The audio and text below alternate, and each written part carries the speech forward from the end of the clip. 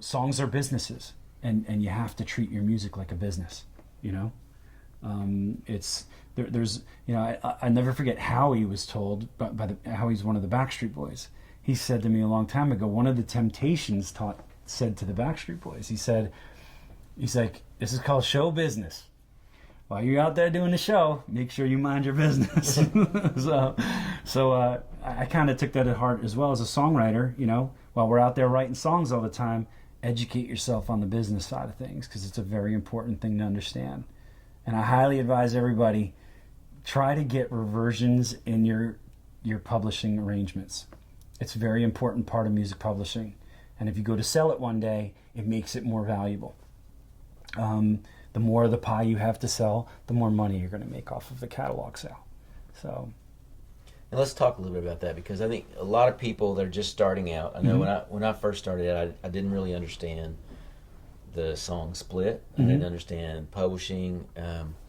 So let's back way up and say, when you're starting out, each writer has a publisher share and a writer share. Typically, the publisher share has the admin rights. Yes. Well, Okay. well, yeah. Whoever it varies, because there's some writers out there who can do an admin deal with somebody for 10 or 15%, and then they collect for them. Right. Now, the administration is a very important piece of the puzzle. I sell a lot of catalogs that don't have administration.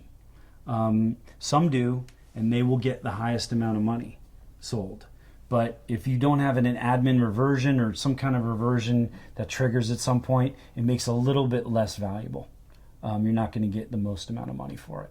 And I tell my clients this all the time as I go through their agreements and I'm looking at it. I'm like, you know what?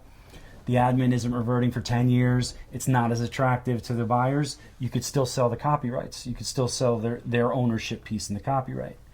And then you have to take into consideration if there's a huge balance, like if you got a $100,000 advance or a $200,000 advance, that has to get paid off on the sale, because that's that's going to be stuck to the asset going forward. So you have to pay down those balances. So a lot of little nuances to that part of the business. And so that admin is sort of whoever controls the admin really controls the copyright. Yes, you're the one collecting it. You're the one signing off on the syncs and licenses that come in. If Ford wants to use your song in a commercial, they're the ones doing it. And that's why a buyer ideally wants that part. They'd like that piece as much as possible. Yeah. Okay.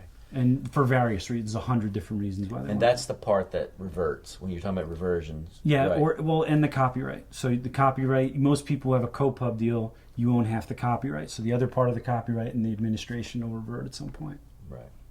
So, bottom line of all that is always have a lawyer. Nope. What I say to everybody is there's number one thing.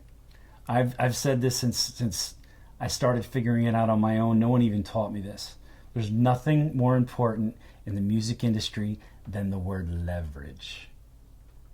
That's like literally, if I were to write a book, that's the title of the book, leverage. Because if you have leverage, you get a better deal. So go out there, hustle, get your songs cut.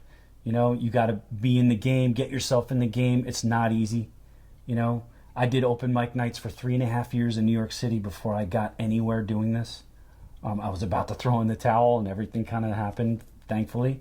But that was a long shot. I knew it was a long shot.